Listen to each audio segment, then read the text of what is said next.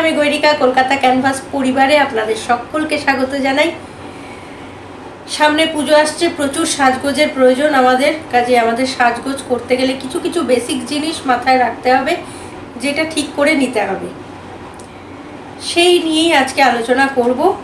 আলোচনায় যাওয়ার আগে একবার বলে নিই, আপনি যদি এখনও সাবস্ক্রাইব না করে থাকেন কলকাতা ক্যানভাস, তাহলে প্লিজ সাবস্ক্রাইব করুন কলকাতা ক্যানভাস।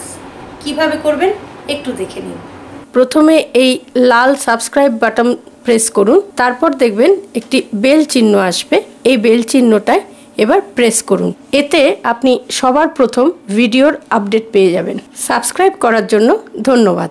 আপনি সাজগোজ করছেন, মাথার নানা রকম ভাবে নানা রকম স্টাইলের চুল বাঁধছেন, কিন্তু চুলে চিরুনি দিলেই আপনার একটা মাথা ভর্তি খুশকিতে একটা দেখবেন বিচ্ছিরি দুর্গন্ধও হয় মাথায়।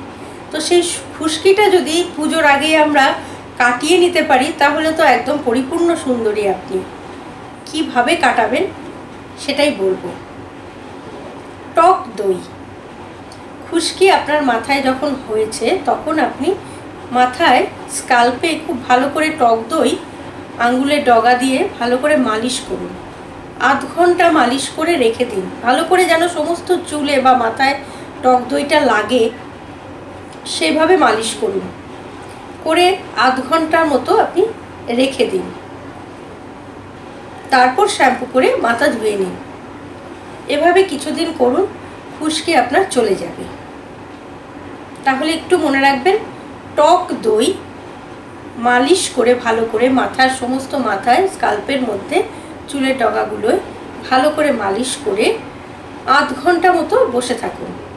তারপর মাথা ভালো করে ধুয়ে নিন। আপনার খুশকি কিন্তু আর থাকবে না। কাজেই পুজো আসার আগে এটা চটজলদি করে ফেলুন এবং খুশকি মুক্ত হন আপনি নিজে। যদি আজকের ভিডিওটা আপনার উপকারে লাগে বা ভালো লাগে, তাহলে অবশ্যই লাইক করুন, শেয়ার করুন এবং কমেন্ট বক্সে কমেন্ট দিন।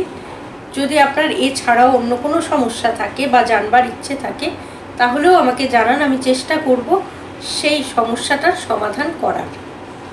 আর প্রথমেও বলেছি, আবারও বলছি, যদি আপনি এখনও সাবস্ক্রাইব না করে থাকেন, তাহলে প্লিজ সাবস্ক্রাইব করুন কলকাতা ক্যানভাস। কারণ আমাদের পরিবারে আপনাকেও আমার চাই। ভালো থাকুন। নমস্কার।